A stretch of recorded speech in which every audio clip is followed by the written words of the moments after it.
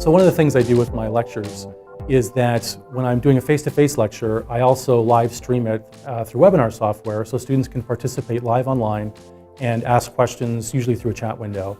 And then I also record the lecture as well so students can watch it later. So students love this because it gives them an enormous amount of flexibility as to how they choose to learn the material. If they like, they can come and watch in person and interact with me in person, face-to-face.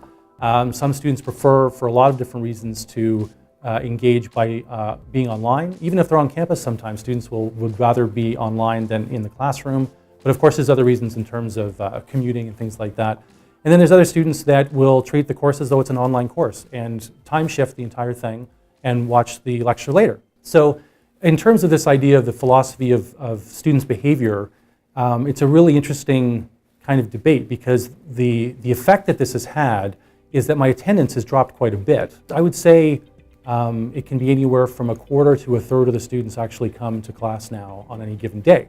And it was something that it really took me a while to get over because my initial kind of knee-jerk reaction is, why aren't they here? And to kind of take it personally, like, oh, they don't want to come, they don't want to be here. But then I had to keep reminding myself that I was giving them these options for a reason. And the feedback that I got from students was that they loved it and they loved having that kind of flexibility.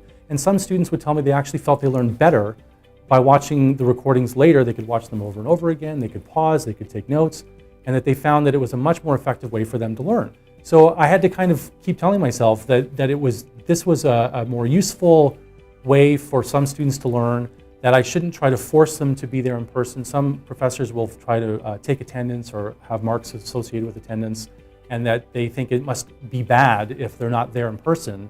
And I've actually seen the opposite, is that the students that are there want to be there, and the other students have chosen to time shift it or to watch live online.